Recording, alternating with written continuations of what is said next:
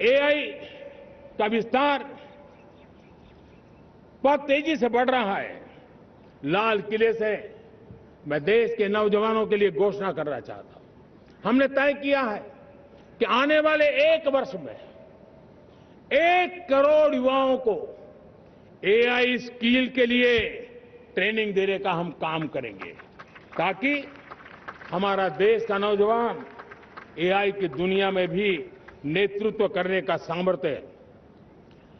मेरे साथियों,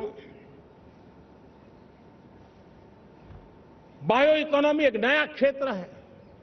एक समय था 2014 के पहले सिर्फ 60,000 करोड़ रुपए का बायो इकोनॉमी का काम होता था। मेरे देश के नौजवान, आपने क्या कमाल कर दिया है। देखिए, नीतियां जब सही होती है, लक्ष्य जब साफ होता है, तो मेरे देश के नौजवान कैसा करके थे। बायो इकोनॉमी में देश की युवा शक्ति ने सामर्थ्य दिखाया है। 2014 के पहले जो 60,000 करोड़ का कारोबार था, आज वो कारोबार बायो इकोनॉमी 20 लाख करोड़ पहुंच चुकी है। दोस्तों,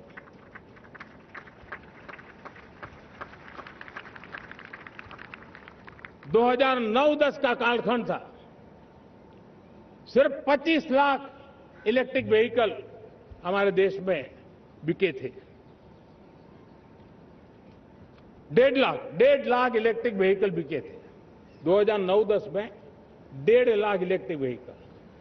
इस 25-26 में 25 लाख इलेक्ट्रिक व्हीकल बिके हैं।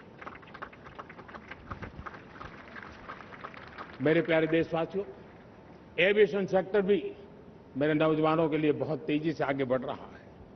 नए एयरपोर्ट, नए रूट, नए रोजगार के अवसर बना रहे हैं। मेंटेनेंस, ओवरहॉलिंग, इसके भी कारण देश में बहुत बड़ी मात्रा में स्किल मैन पावर को काम मिल रहा है।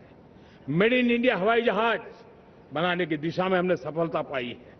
Made in India defence transport aircraft C295 already अपनी उड़ान भर चुका है, सफल उड़ान भर चुका है।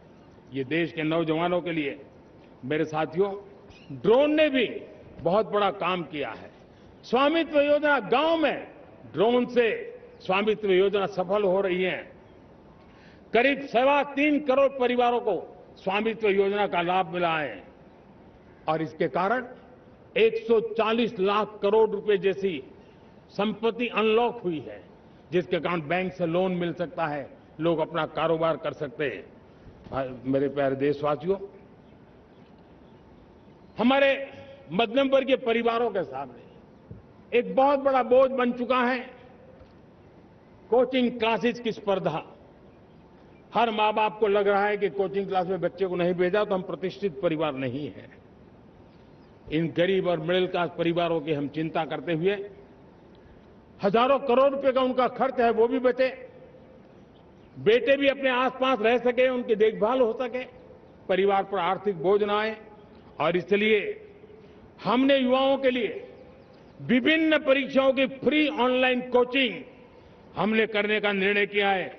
डिजिटल पब्लिक इंफ्रास्ट्रक्चर है, हमारे पास उत्तम टैलेंट है, टीचर्स हैं।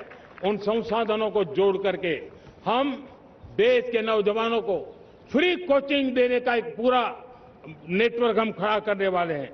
मेरे प्यारे देशवासियों, मैं हमेशा कहता आया हूं, जो खेले वो खिले। जब मैं खेले वो खिले की बात कर रहा हूं, तब मेरे प्यारे देशवासियों, आज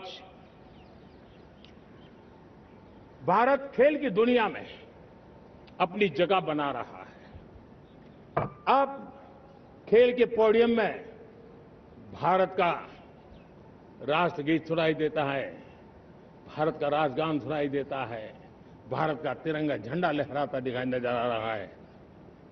टॉप्स योजना ने बहुत बड़ी सफलता पाई है। खेलो India games, university games, winter games, beach games, sports infrastructure, sports के लिए कोचिंग, स्पोर्ट्स मेडिसिन, स्पोर्ट्स के लिए न्यूट्रिशन, इन सारे विषयों में भारत अब महारत करने की दिशा में आगे बढ़ रहा है। नौजवानों के लिए पूरा नया क्षेत्र, खिलाड़ी न बन सके तो उसकी सपोर्ट सिस्टम में भी बहुत बड़ा क्षेत्र खुल रहा है। स्पोर्ट्स की दुनिया में भारत का प्रदर्शन बेहतर होता रहा है और हम 2036 में ओलंपिक के मजबूत दावेदार बनकर के आगे बढ़ रहे हैं और 2030 में कॉमनवेल्थ गेम्स को भारत होस्ट करने वाला है। और मेरे साथियों,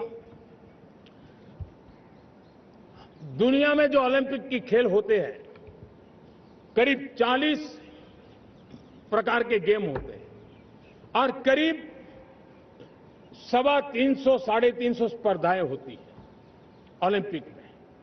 और आपको जानकर के दुख होगा मेरे देशवासियों, मेरे नौजवानों, मैं आपको चुनौती देता हूं, मैं आह्वान करता हूं, मैं आपकी मदद चाहता हूं।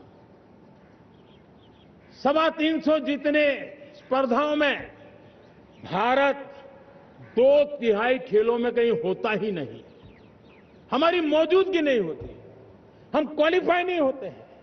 हमने तय किया है कि 2036 में जो ओलंपिक होगा, हम चाहते हैं कि वो भारत में हो, लेकिन 2036 में जिन विधाओं में आज भारत खेलता नहीं है, जिन विधाओं में भारत क्वालिफाई नहीं करता है, जिन स्पर्धाओं में भारत ने छोड़ के रखा है, 3/4 हिस्सा हमारे इंतजार कर रहा है, भारत उस पर बल देगा। और इसके लिए हम टैलेंट हंट का एक अभियान भी चलाना चाहते हैं।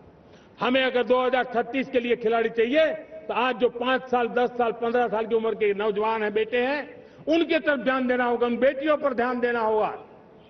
और इसलिए 5 से 15 उम्र के बच्चों में खेल प्रतिभा ढूंढने के लिए गांव-गांव, शहर-शहर, स्कूल-स्कूल एक टैलेंट हंट का अभियान चलाया जाएगा। बच्चों की प्रतिभा को देखा जाएगा और फिर उनको स्पेशल ट्रेनिंग देकर के देश के लिए खेलने वाले अच्छे खिलाड़ी बनाए जाएंगे। मेरे प्यारे युवा, देश के सामने, देश के नौजवानों के सामने नशा एक बहुत बड़ा संकट बनता जा रहा है। नशा मुक्त भारत, ये हम सबका सामूहिक दायित्व होना चाहिए। हमारे उज्जवल भविष्य के लिए हमारी युवा पीढ़ी मजबूत हो, हमारा युवा सामर्थ्य हमारे देश के लिए काम आए, इसलिए नशा मुक्त भारत। पिछले दिनों माय भारत के वॉलंटियर्स ने, देश के एनजीओ ने, देश के सामाजिक सांस्कृतिक संगठनों ने, देश के आध्यात्मिक पुरुषों ने मिलकर के नशा मुक्त भारत का 100 सप्ताह का एक कार्यक्रम तय किया है। 100 सप्ताह तक एक अभियान चलने वाला है। मैं हर परिवार को कहना चाहता हूं कि आप भी इस अभियान का हिस्सा बने, आप इसके साथ जुड़िए और देश के नशा मुक्त भारत के सपने को पूरा करने के लिए आप आगे आइए।